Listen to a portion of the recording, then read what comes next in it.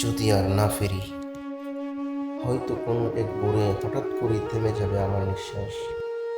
নীরব হয়ে যাবে সব অভিমান, সব না বলা কথা।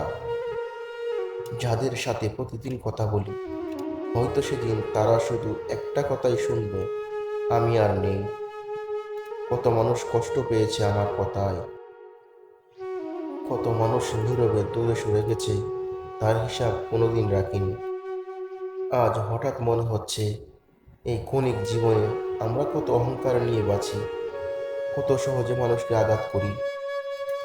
তাই চলে যাওয়ার আগেই বলে যেতে চাই, যদি কখনো আমার কোনো কথায়, আচরণে আপনার হৃদয়ের বিন্দুমাত্র কষ্ট দিয়ে থাকি, ক্ষমা করে দেবেন। কারণ মৃত্যু এসে দরজায় কড়া নাড়ার আগেই আমি চাই আমার নামটা কারো অভিশাপে না, বরং কারো দুয়ায় বেঁচে থাকুক।